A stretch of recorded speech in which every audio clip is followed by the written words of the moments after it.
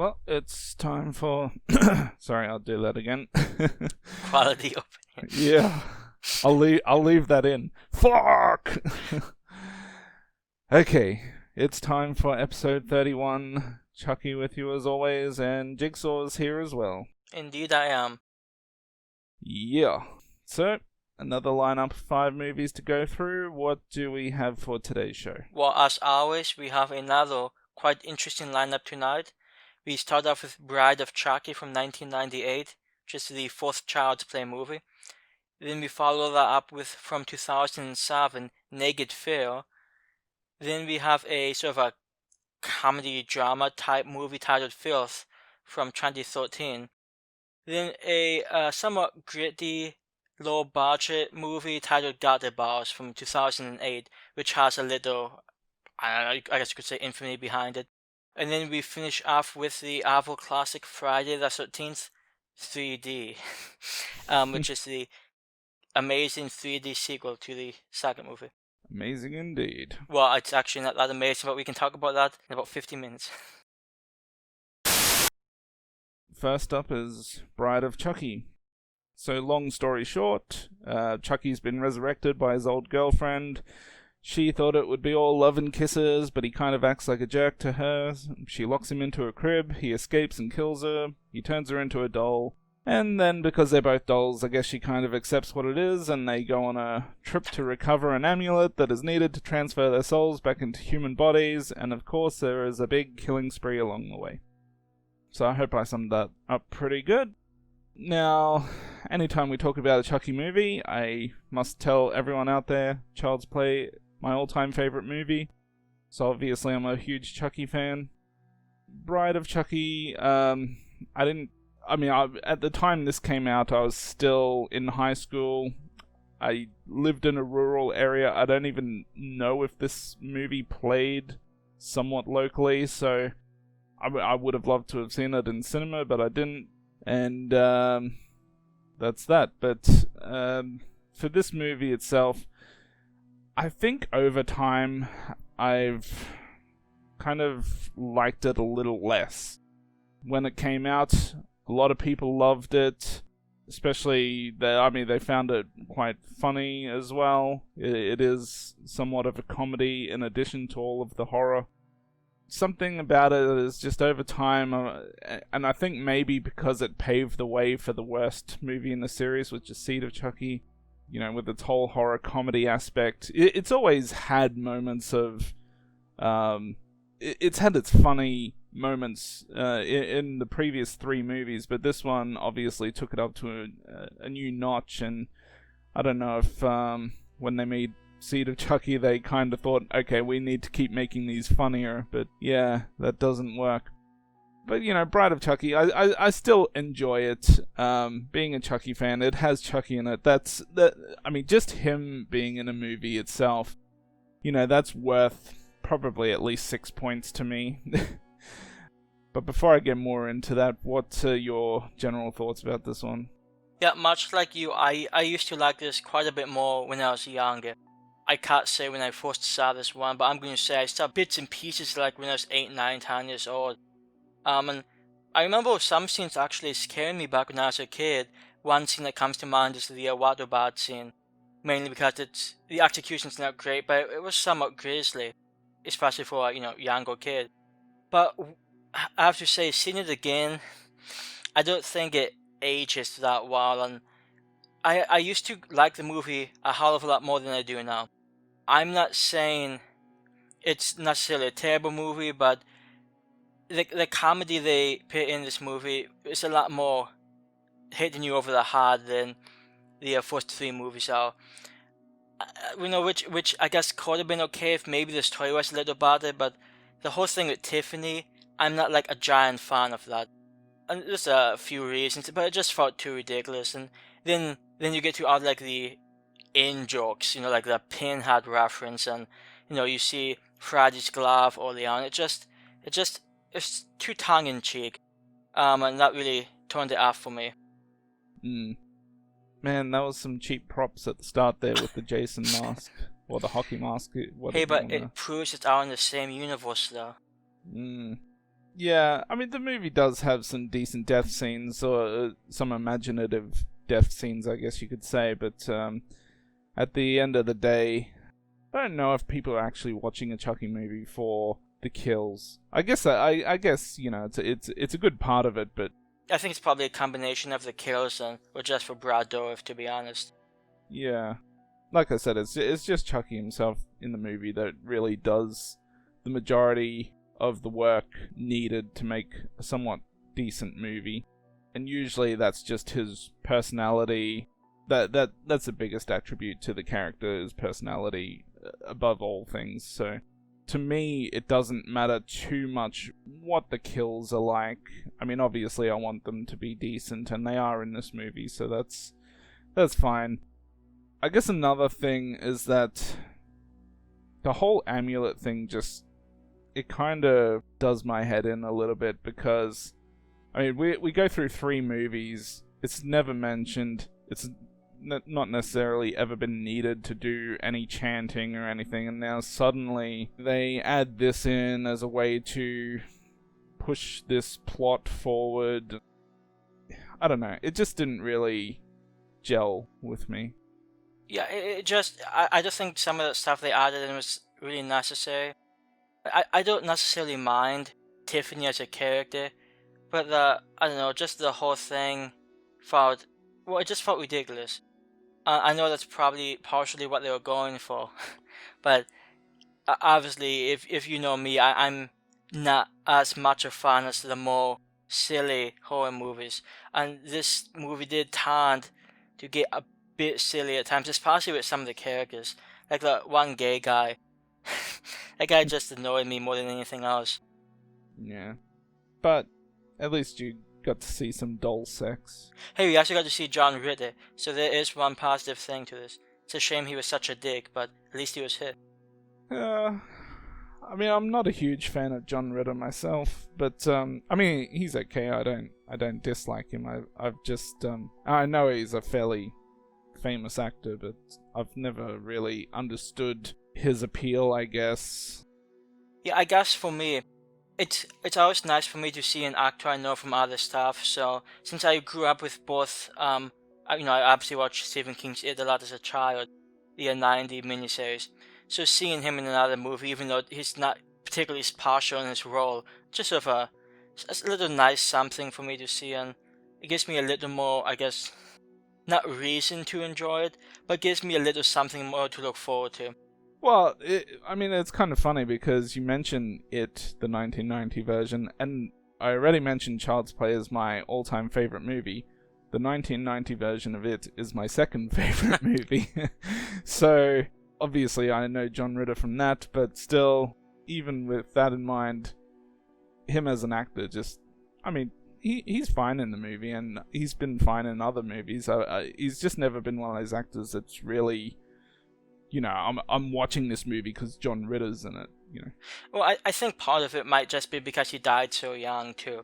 So, you have to feel somewhat disappointed about that, even if you weren't like a John fan of his. Yeah. Well, my most memorable John Ritter moment in any movie is just the face he pulls in that Bad Santa movie when Bernie Mac's talking about anal sex or something. Anyways, we'll steer back to Bride of Chucky here. Another thing that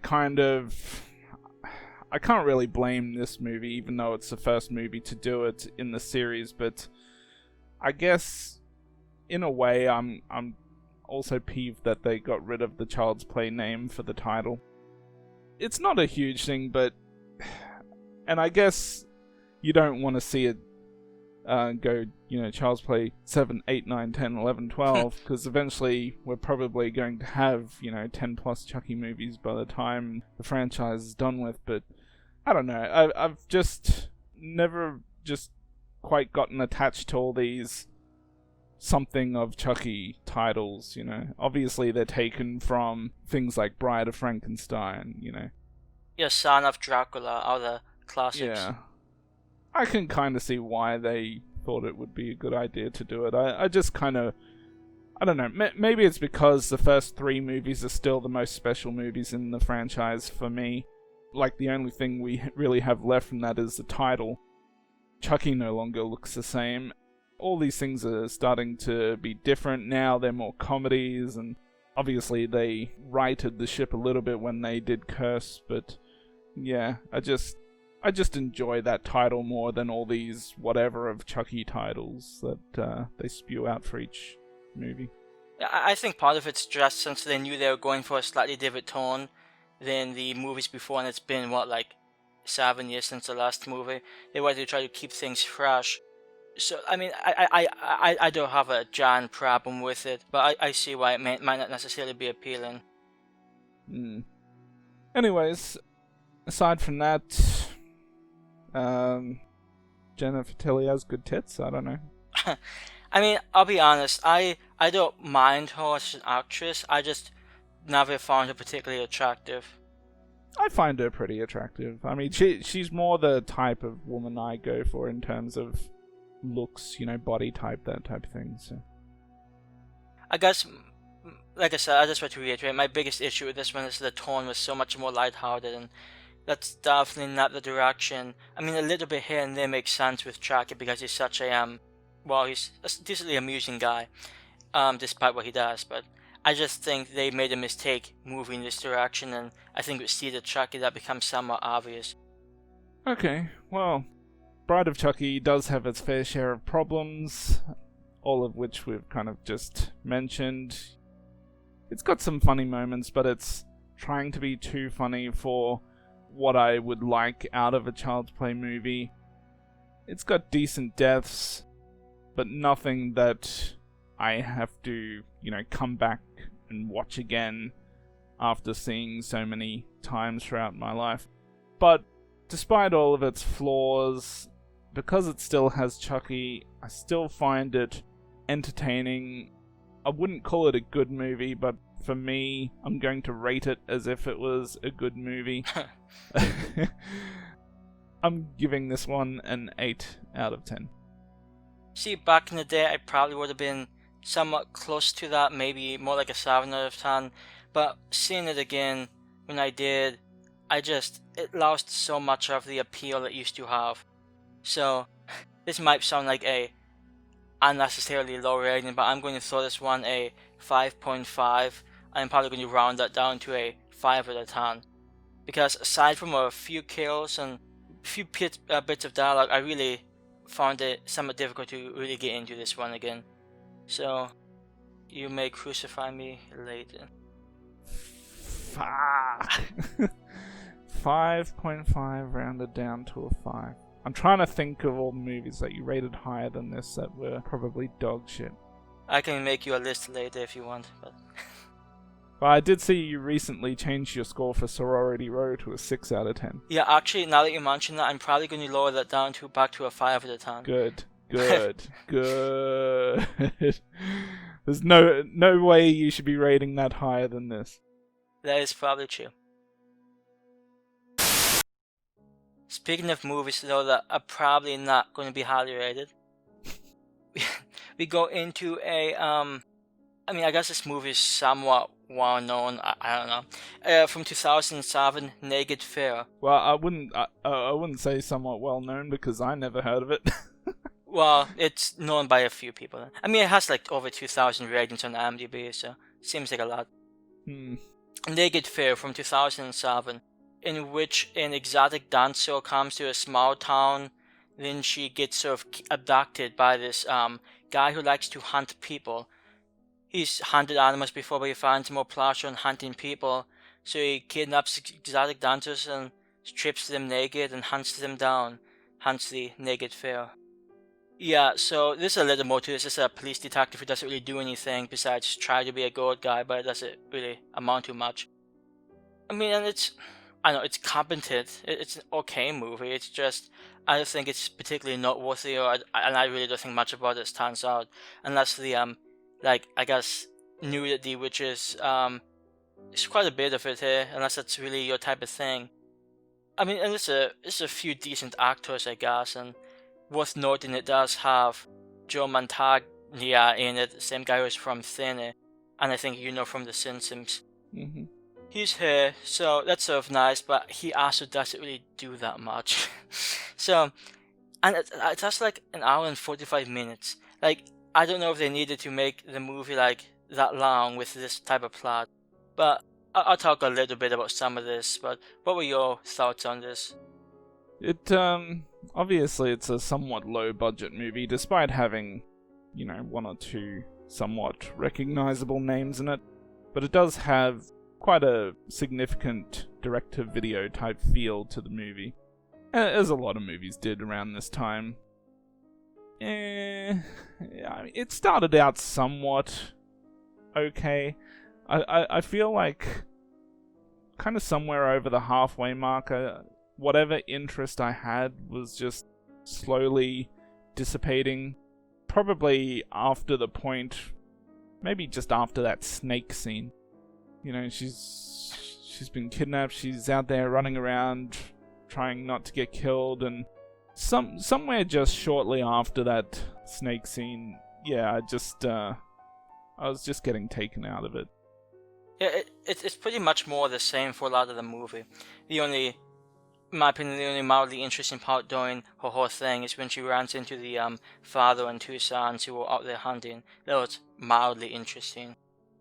I will say, and I know technically this happened like maybe a week after, but at the beginning of the movie, we see that, this woman comes to this new town, she's got this new job, and then she kind of realizes that the job's not exactly as she was expecting. I'm not sure what she was expecting, but shortly after, she makes it clear that, she wants to go home, she doesn't want to be working at this job.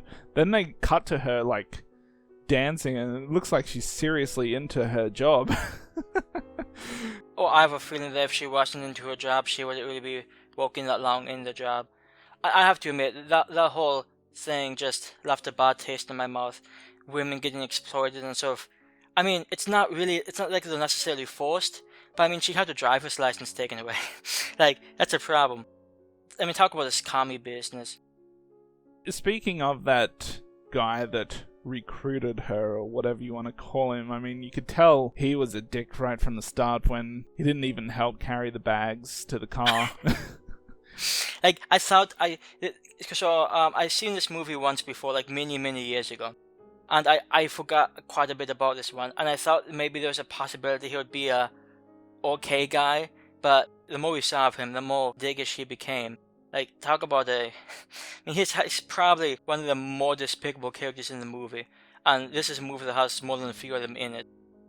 Speaking of other terrible things, there's some pretty terrible digital effects in this movie. Not that there's a whole lot, so maybe depending on who you are, this type of thing might not affect you as much. I mean, I first noticed, I think, when she gets abducted in the car, and she kicks the screen, the cracked door screen just looked terribly fake. And then shortly after, once we see she's naked in the wilderness, the snake scene, which happens fairly early on to her capture. The snake at first looked okay, and then the closer it got, the moment just before it kind of tried to attack, man, it looked really terrible. So I don't know if they partially used a real snake or not, because at the beginning it looked fine, but then it just looked terribly fake. I don't know, is that something you noticed? I admit I didn't necessarily notice that, only because I guess I see so many horrible special effects that they just blend into one another after a time. Keeping in mind, I did watch this in HD on a fairly big television, so back in 2007, I don't think big TVs were in most homes at that stage, so they didn't really think ahead with HD and all these other things. Or maybe they just didn't care. They're like, this is what we have to work with, and that might be more likely. Yeah, it probably is. They're like, well, we know it's shitty, but what are you gonna do? I think another somewhat interesting thing about this movie, and it may not necessarily be surprising, but the movie has a pretty grimy, sort of down-to-earth, negative feeling to it. there's not all that much humor here or tongue-in-cheek stuff. I mean, there's a few like hippie-like characters who appear toward the end who are sort of funny, but aside from them, it's a pretty, I wouldn't necessarily say dry, but it feels sort of like what you would expect from a 70s movie. And I found that somewhat interesting. And it sort of makes sense with everything going on, like a woman being forced to work in this type of job and has nobody to go to, so the gritty feeling works, but I thought it was sort of an interesting choice. With all that being said, I'd bang Ritter.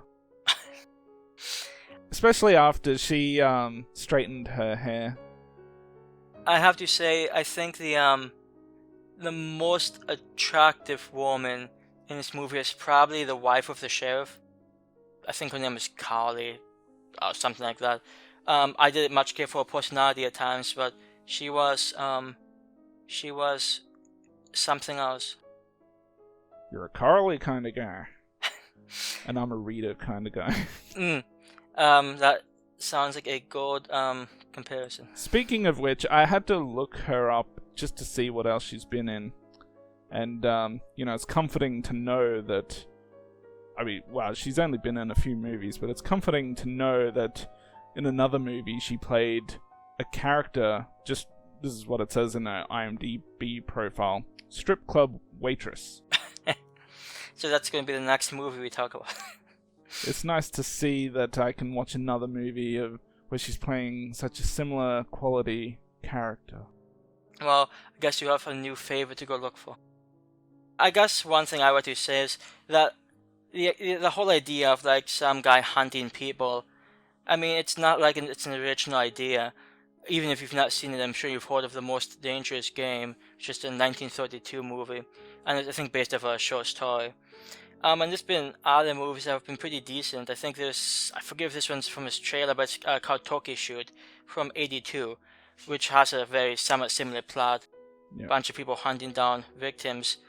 So this movie wasn't particularly original and it didn't really do much that made it stand out. I guess the only thing they had is what they, advertised in the name, Naked Phil. So it's just nude women running away from a guy with a gun. And I just think the fact that the women are naked as opposed to not being naked is that much of a great selling point. Well, it does have naked, and it does have fear, I guess. Yeah, it's just a shame it doesn't have any originality. Yeah, so I'm just going to throw this one a below average rating of 6 out of 10, which is pretty similar to what I gave it when I first saw it many years back. I think it's a competently made movie. I think there are decent actors and actresses in this. And even to an extent, the ending is okay. It's not great, but it's okay. So, I mean, but it's not like a movie I can imagine myself watching again anytime soon. And even though it's not necessarily a bad movie, I just don't think there's that much here that is particularly appealing. So I think a 6 out of 10 seems fair. Yeah, I'm going to give it a 5. And half a point from that is probably because of Ritter. And, the only reason for me to watch this again is just to check her out again. It seems like a quality reason.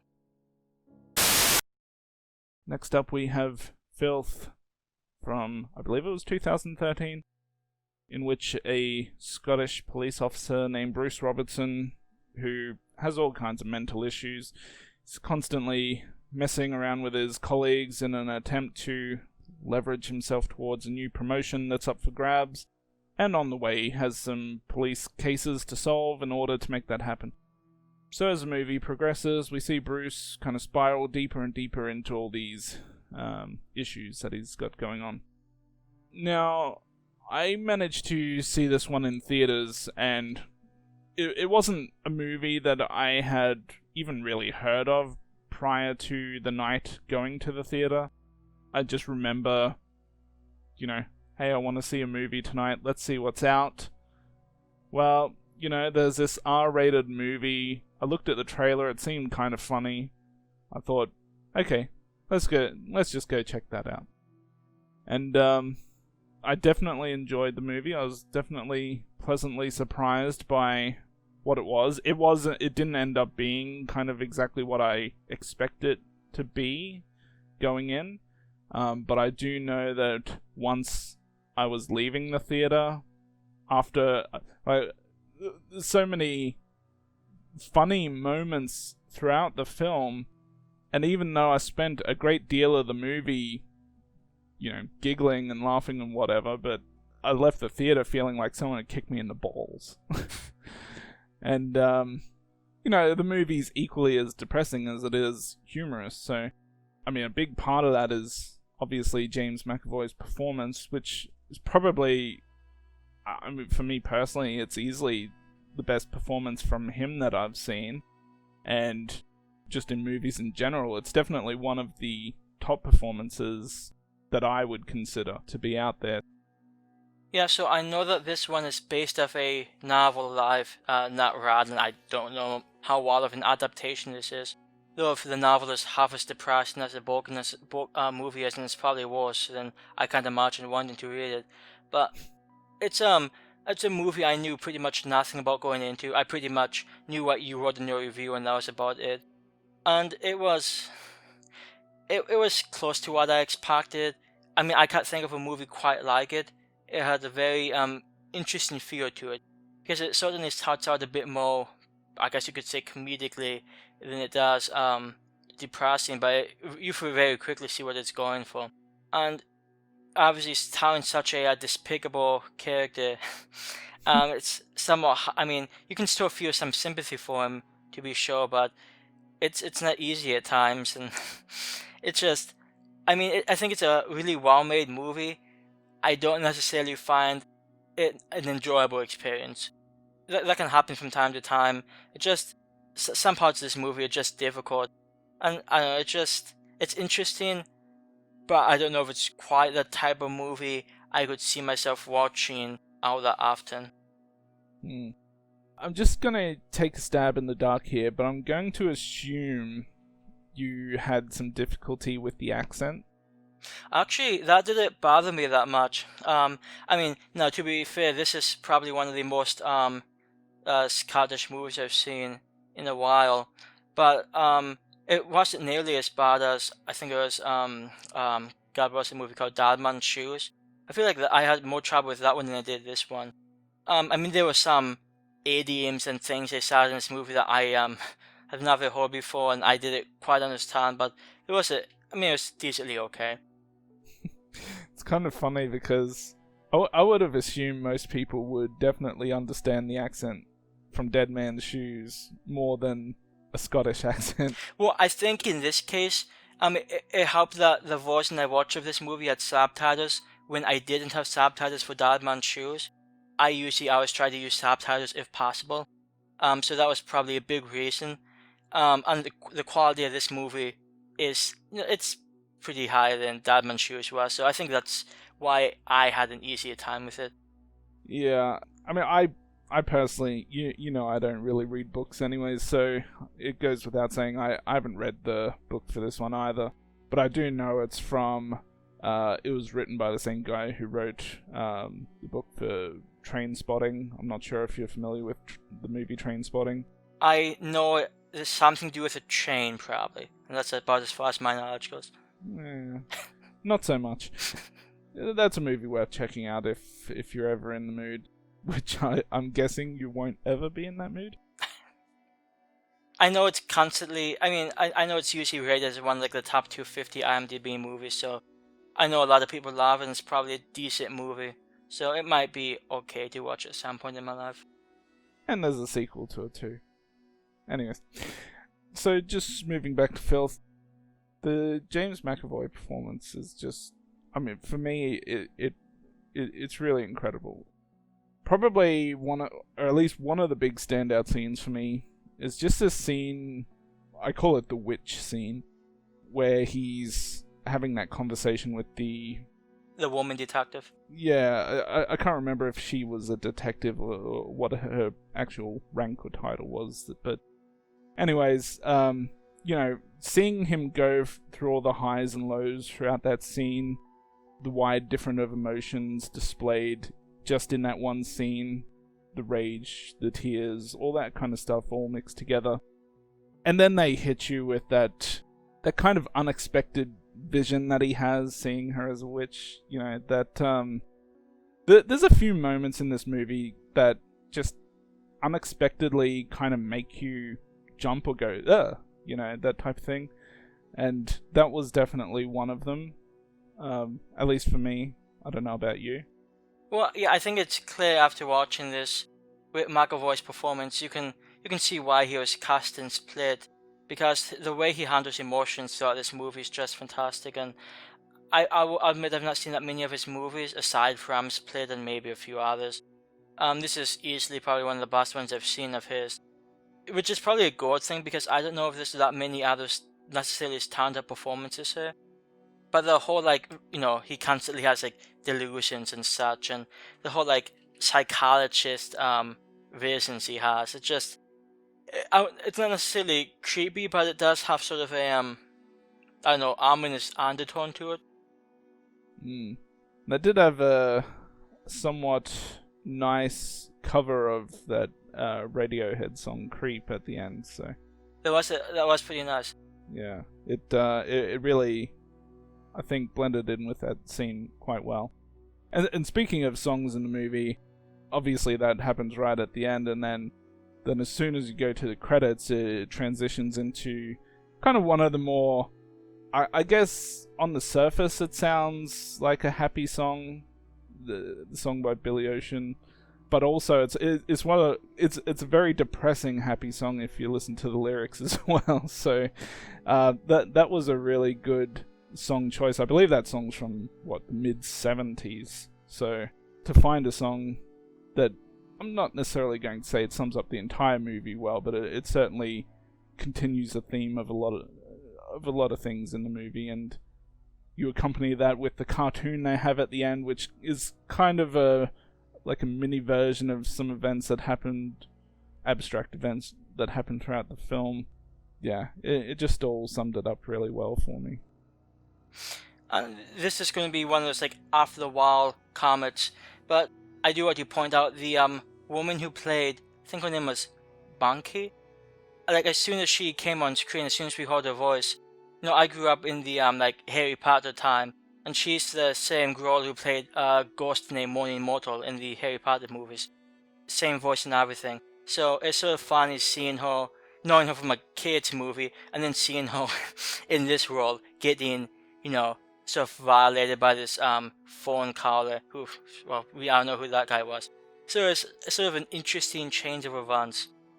Yeah, I mean, I personally recognize her from Trainspotting, so well, it's kind of funny because my wife is a huge Harry Potter fan, and when she saw this movie, she spotted her.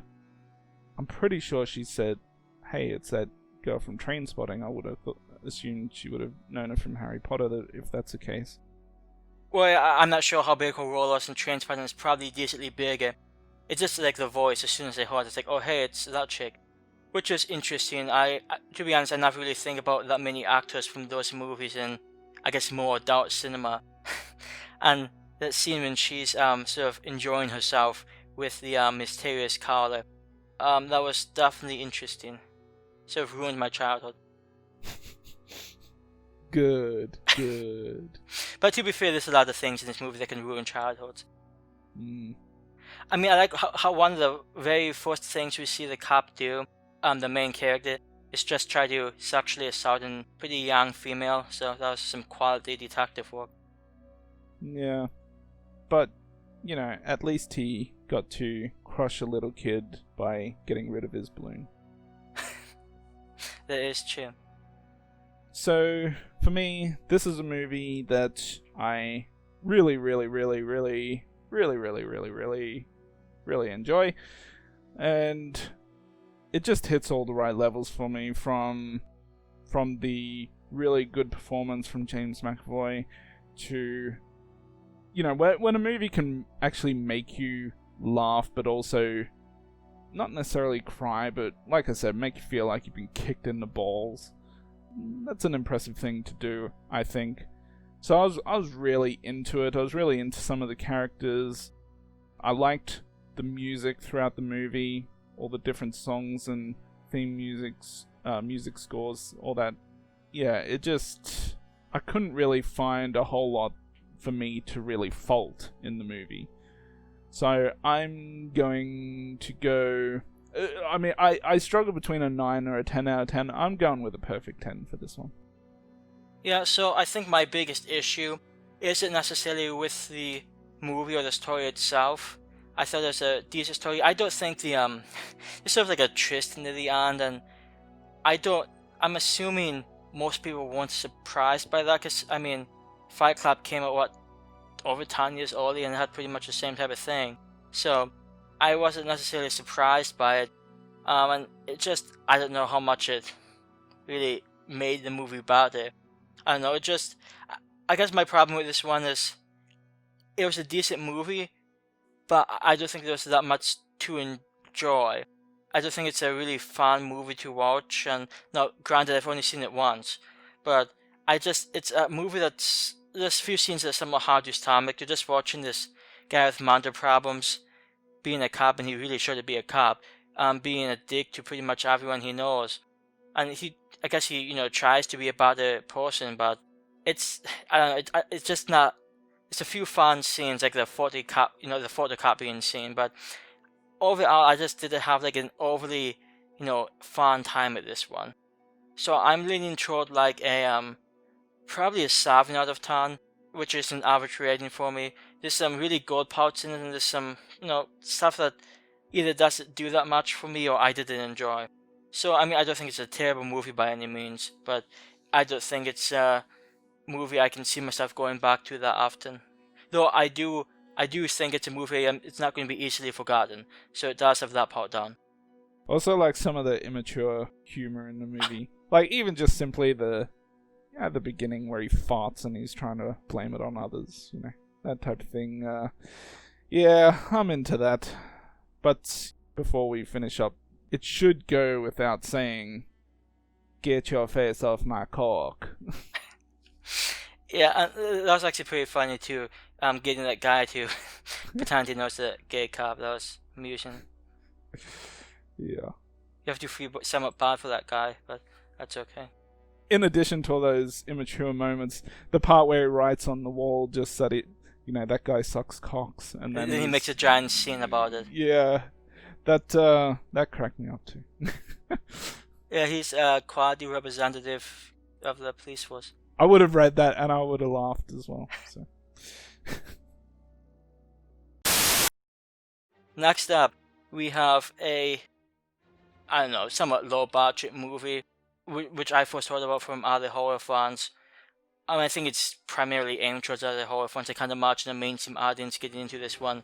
Titled Gutter Bars from 2008, which is sort of a rape revenge movie. This woman gets somewhat brutally raped by a gang of 4 guys. Then the following night, during like a after-hours bowling tournament, in which case the gang of guys, along with the victim and her group of bowlers, were all there, and they get killed off throughout the night, in decently violent ways. And who is the killer? Well, we pretty much suspect who the killer is, but it's sort of not necessarily a retro slasher, but it has some of the music choices is quite a bit 80s. I think there's some Loverboy in there and some other 80s Canadian bands. And it's definitely a lower budget movie, and it does suffer from quite a bit unlikable characters and some pretty childish dialogue, which dialogue's not necessarily unrealistic with some of these characters, but after seeing it for like 40 minutes, it gets a bit old maybe. So I mean, there's definitely problems here, but I personally think the benefits outweigh the negatives. But before I touch too much on that, have you seen this one before? What's your history with this?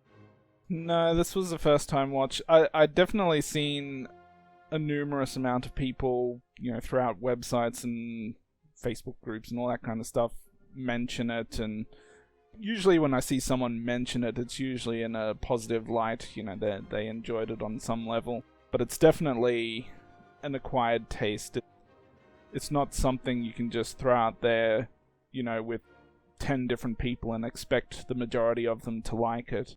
It has to be a certain type of, I think, horror fan that you need to kind of aim this towards. The thing is, I didn't know really anything about the movie other than some horror fans that I've seen talk about it. They seem to like it, so I just assumed, I don't know, what is it, a low-budget gory slasher? And it is that, but in addition to that, I was not expecting all the gratuitous sexual activity in the movie, let's say. I mean, the rape scene in this movie, even though rape is despicable in any form in any movie, I found it even more despicable in this movie, even compared to something like I Spit on Your Grave. Mainly because I feel it was more graphic.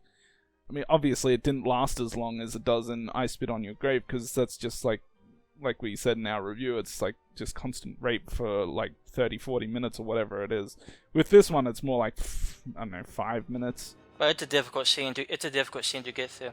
Yeah, but like I said, they're more graphic with it. They don't just have sex with her, they shove bowling pin up her cooch. And you see blood and everything associated with that, and it just feels, in terms of just watching that, it just feels worse than the things you see in I Spit on Your Grave. I mean, that was probably somewhat intentional, just because it's so much easier to feel like you really want to see those guys get killed after that. Yeah, but the thing is, because they're all so annoying, I wanted to see them killed anyways. They didn't even need a rape scene for me to feel that way about them. You did it like that one guy's hyena like love? No. And the funny thing is, I put this on while my wife was sitting next to me, and she really doesn't like I Spit on Your Grave for the reasons, for the obvious reasons. So when this is on, I was kind of like I kind of wasn't surprised that type of thing was in it, but I just didn't think it would be as graphic or as gritty as it was. But yeah, so after the first guy, has his turn on, and because he's the main guy, I'm thinking, okay, well, he's done. This rape scene's done. Suddenly a killer's gonna pop out or something like that. That's kind of what I was expecting. I wasn't expecting all 4 of them to have a go. The good thing is she was kind of just messing around on her phone. She wasn't even really paying attention, so... You may have just saved your marriage. So, like I said, after all that, these characters were just so annoying for the most part. We've got one guy who he's just constantly laughing. He made me think of a male version of, I don't know if you're familiar with this person, Chanel West Coast. She's on this MTV show called Ridiculousness, and she has a laugh that's kind of like a dolphin. And this guy kind of sounded like a male version of that. He just does not stop laughing, at least in the beginning of the movie. Later on, he kind of does tone it down, but even just before he dies, he brings it back. Yeah. It was good to see him eventually bite the dust. The main, I guess, bad guy, if you want to call him that, the Steve guy. Jeez, talk about what a dick. This guy's just constantly talking down to everyone. Like, he treats all the women like shit. He constantly says faggot and all those type of words. It's just... Like you said, there's definitely people out there who could be somewhat similar to this. It's just too much. Like, it's too much. It's somewhat interesting note, and you may have read this too, but apparently quite a bit of the this dialogue was actually improvised by the actors. So... that might be part of the reason why it might be a bit... It's a light script, so they have to pad it out with a few extra faggots, yeah. But I will say, I mean, this does kind of... I don't think I'd call it porn, but it definitely borders along that fine line. Because we do see quite a graphic 69ing scene. I don't know, maybe this movie is cut in certain versions, but I have a feeling that whatever I watched was definitely not a cut version, because you definitely see a lot of genitalia action, let's call it that. So it was very graphic. You know, you see just as much, at least in that brief moment, as you would see in an actual porno. But I must say that was a very interesting death. I've never seen someone killed from a 69 before. Yeah, I sort of wonder how many times. I'm assuming it's been done somewhere else. I just don't know where. Well, maybe in a porno. Okay. So, moving on as well, when they're putting in all their names to start this bowling competition, it just and you know, we see them put in their names, and eventually that BBK comes up as well. All I can keep thinking about is this moment in The Simpsons, which, you know, it's something a lot of people would have done as children, which is when you're putting in your names, usually it lets you put in 3 characters, so typically people will put in poo and ass. So as they're putting in their names, I'm thinking, how come no one chose poo or ass? As someone who's like bowled once in his life, I cannot say. I have bowled many times. My mum is actually an extremely good bowler, so yeah, I've definitely had my fair share of bowling. Feel free to jump in if I'm talking too much about this, but like I was saying, pretty much all of these characters, at least 90-something% of the characters, are really annoying, really unlikable. I guess if I have to choose a character to like, maybe the bowling alley worker guy. Yeah, I was gonna say he's like one of the only. He's not even a great character, but he's decent. He at least tries to be okay. Yeah. I do sort of like the way he talks to the kids. Yeah. I mean, like, even he got a little bit too silly for my taste. I think it was more that the characters were just constantly doing the same things. It's like, even the way he talked, it just wore thin a bit.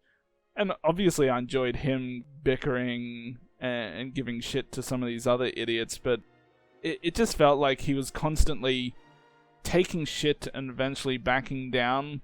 Like that scene where the bowling ball got damaged or whatever. They bring it to him, they're like, fucking replace it. And he's like, nah, I'm not going to replace it. And he's like, fucking replace it. No, I'm not going to replace it.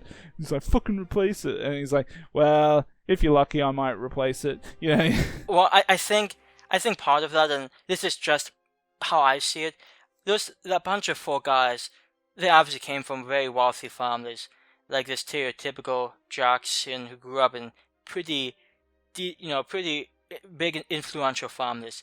And I wouldn't be surprised if he felt like he probably didn't have much of a choice. I mean, he might try to act like a big tough guy, but I mean, saying no to somebody who might have influence over your potential job is always difficult.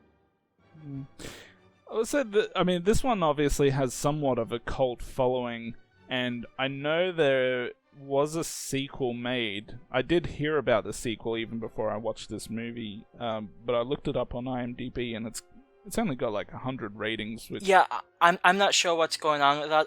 I also heard about. I like the poster. I sort of wonder if there's some type of distribution issue or something, because it's obviously out. At least some people have seen it, but I'm not sure how easily available it is. Well, I'm not sure exactly why, but as I was looking through IMDb, I did notice that the guy that made this movie and also the second movie, he actually died late last year. So I don't know what he died of, but it said he died in October 2019, so that probably has something to do with it if it's still one of those movies that hasn't actually seen a proper release yet. I don't know if it has. I haven't actually searched for it, but I assume that's got something to do with it. I mean, I'd probably check out the sequel just, to see where they go with it, but yeah, I mean, it wasn't a great movie by any means for me. Yeah, I think one of the things that people talk most about, yeah, it looked like he died of cancer. I'm just reading about it on, I think, Bloody Disgusting. But one of the things that stands out about this movie is probably going to be this puzzle of facts, and quite a bit, like you said, there's a bit more nudity here than what you would expect from a quote-unquote normal, even rape revenge film, to be honest. I mean, some of this stuff is pretty graphic. I mean, that scene where I'm not sure what the proper term would be, I guess transvestite, was getting his penis cut in half. I'm assuming you saw that. Yeah. That was a painful scene. Like, I know it looks somewhat fake, but even so, that was a painful scene. And that was probably one of the ones that stood out the most, aside from maybe the bowling pin scene during the rape at the beginning. But even like the bowling ball polishing scene with the guy getting his heart pushed in, that was pretty decent effects. And I mean, there's even a few good shotguns to shot blast to the heart toward the end. So I think it has I don't think it's necessarily amazing, but I do think the gore they have in this movie is probably one of the reasons it has more of a cult following than it would have had without that. I mean, honestly, if it wasn't for the gore, I doubt that many people would be talking even somewhat positively about this. Yeah, it's definitely got some decent gore in it. You know, if someone recommended this movie for someone saying, hey, recommend me a gory movie, I could agree with that recommendation. But it's just a shame that to see all that gore, you have to endure some pretty terrible characters. Yeah, and actually, on a side note, no, obviously, I'm not going to get too deep into it, but the ending, I'm not very satisfied with how it concluded, because I guess it was a lot more busy than what you would expect. I expected it to be some type of tryst. And I should say, I've seen this once before, much like Naked Fair. I saw this like a long time back, maybe 2 years after it came out. So this wasn't entirely new material for me, but I did forget who the killer was. So I was expecting some type of tryst, but the amount of, I guess not tryst, but it's a lot more busy than you would sort of expect, and I thought it was personally a bit too busy to really enjoy. Yeah, it's a messy movie in more ways than one. Plus, that final scene was pretty horrible too. But I still think, despite the pretty despicable characters, and Steve being the worst of them, but I mean that AJ guy, the guy with the laugh, was pretty horrible too. I still think for a low budget rape revenge movie with sometimes a retro feel to it, I think it's okay. And in fact, I generally, it's close, but I do think this is, I think it's a bit above average, if only because of the budget they had to go with. I mean, the story definitely could have used work. The conclusion definitely could have been a bit better. But I still think it's not necessarily enjoyable, but I think it's a okay made movie. So I'm probably going to throw this one a 7.5, and I'll round it down to a 7. And just to be clear, it just barely hit 7.5. So close. But I think it's decently average movie. I think it does better than it could reasonably have been expected to do. And even though it, like you said, it would really only appeal to a very small niche group of horror fans. Especially, that's pretty much true for any rape revenge horror movie. If you're into rape revenge horror movies and you haven't seen this one yet, I would certainly recommend it. Yeah, I think I'm just gonna give it a 5, and it's got good things and bad things, and unfortunately all the bad things just overshadow some of the good things. Like the gore in the movie is definitely really good. Like, it's a really messy movie when you see some of these kills, but also, like I've been saying, these characters, I mean, my god, some of them, like the laughing guy, and then Steve, like, forget Adam Sandler, Jack Nicholson should be giving anger management to this guy. I mean, he needs some goose forever. Yeah, this guy's just, like, non-stop, just yelling at everyone and calling everyone faggots all the time, and yeah, his entire personality was not necessarily that attractive. Yeah. Anytime he's on the screen, which was quite a lot, at least for the first half of the movie, he's just constantly, like, suck my dick, faggot, get me a beer, bitch, fuck you, bitch, slut, faggot, God. You know, I don't think he ever had one line which didn't include some sort of derogatory comment, so... Anyways, in addition to that, this movie does have one of the shortest miniskirts I've ever seen, so... Although, I mean, before the whole rape scene, I mean, who could say no to that type of miniskirt, though? Yeah. You could see the beaver. If someone had taken poo or ass on that screen, maybe, just maybe, I would have given it a slightly higher score. Well, if you're lucky, maybe the second movie does that. On to the final movie for today's show, Friday the 13th Part 3. And you could call it Part 3D, though I think most people don't really watch it in 3D anymore. I tried, but didn't get very far. Anywho, long story short, Jason's back again, killing more people. End of story.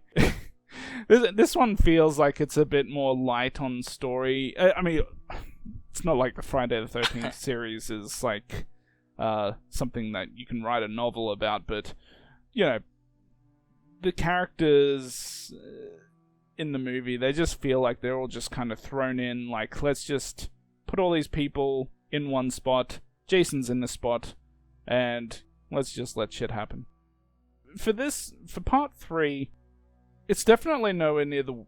Well, I don't want to say nowhere near the worst. It's not a bad movie, but it's one of those movies that I personally have watched the least out of pretty much any other movie in the series, except for maybe Part 5. And that's not necessarily because I think it's the second worst movie in the series, because I don't. And in fact, I never watched the Friday the 13th movies in order, from like when I first watched them. I can't even remember which movie I saw first, but I might have seen, like, you know, Part 7 first, and then went to Part 4, then went to Part 8, then, you know, I just, whatever I could see that was available at the video store, I would just pick it up and watch it, so I never watched it, you know, 1, 2, 3, 4, 5, like that. And Part 3's one of those movies that I just kind of watched last out of the majority of these, so I guess that's the biggest reason why I haven't watched it as much as the others. I think the movie is okay. It's somewhat decent for a Friday the 13th movie. Obviously, Jason gets his iconic hockey mask in this one, and I think the second half of the movie is pretty good, because there's a lot of killing. We get to see Jason quite a lot more. My biggest issue with the original movie was all the first-person kills. I hate first-person kills, at least if that's what the majority of the movie is, and it kind of felt like focusing on that for the first half of the movie, then transitioning to the big chases towards the end. I think it's a decent movie, but it's certainly nowhere near one of my favorites in the series. Yeah, so people may or may not know, it's not like I'm some type of Friday the 13th apologist, but I generally give these movies pretty high ratings.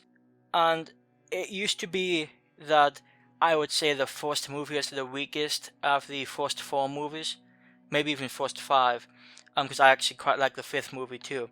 But after seeing this one again, I have to admit this one doesn't quite hit out of the spots you would sort of hope.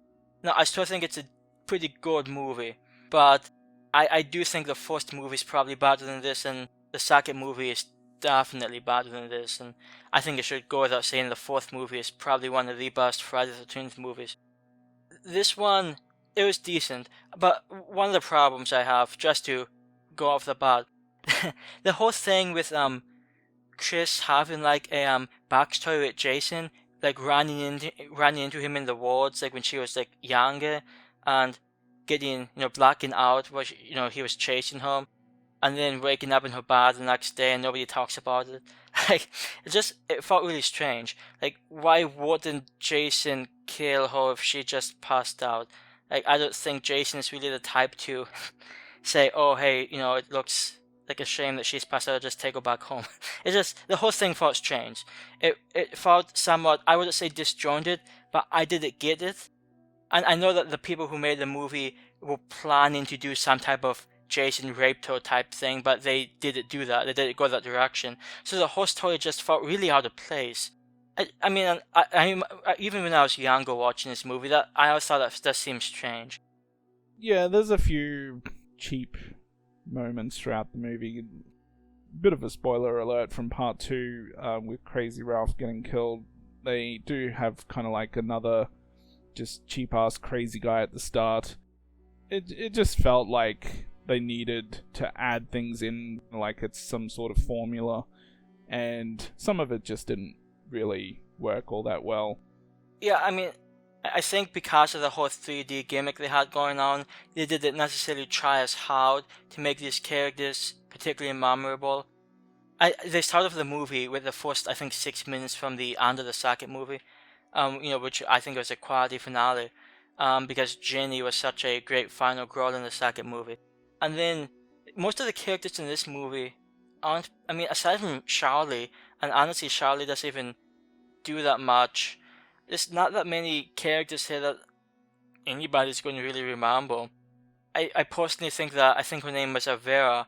I think Vera should have had more of a role in this one than she eventually did.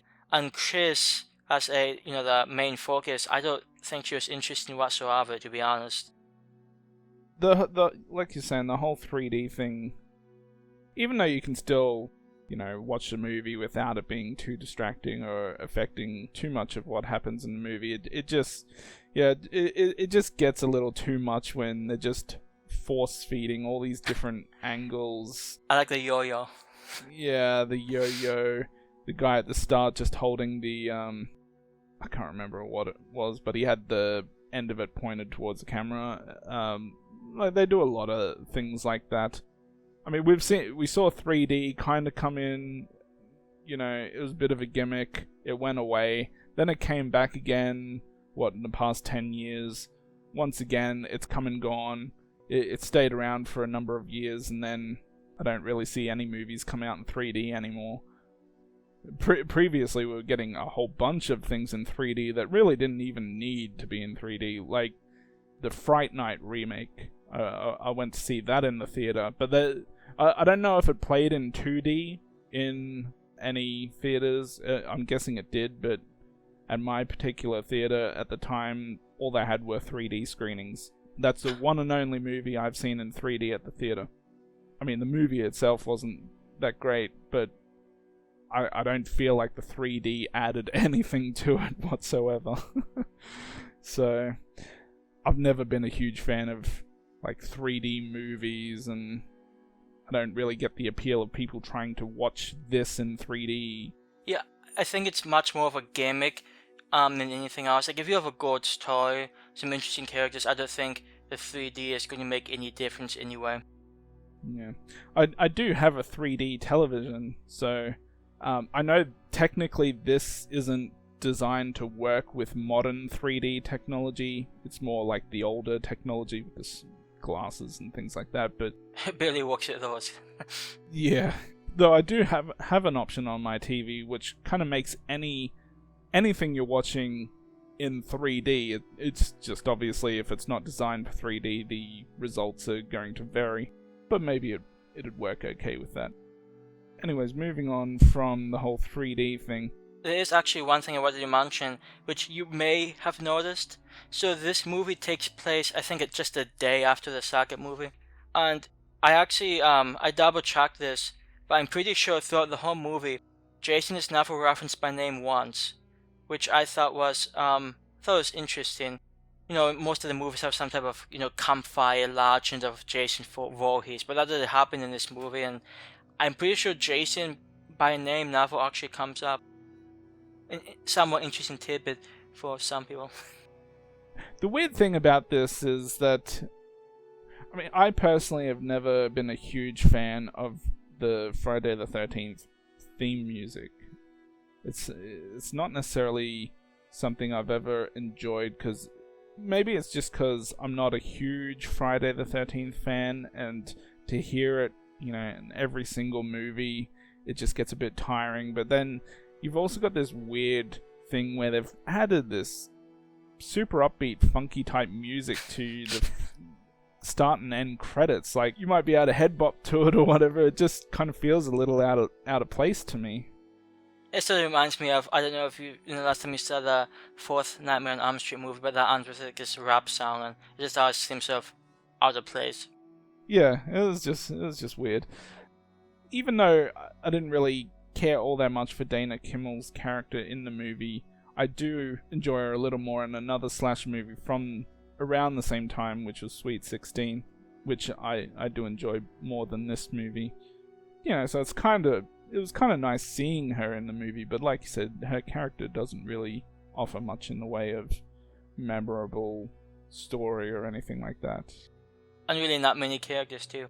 I think actually one of the more interesting ones was, God, I forget the guy's name. I think Ali. He was the black motorcycle gang guy.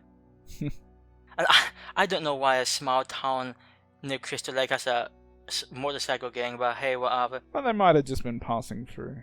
Yeah, so they were interesting. I mean, they were pretty inconsequential. Well, actually, Ali was a bit more important, but I do think it was an interesting addition. I wish a little more maybe was done with them, but they got some okay kills in, so that's fine at least. Yeah. I mean, I just think that this whole movie, at least compared to the second one, I think the second one's pretty good. This whole movie seems pretty underwhelming.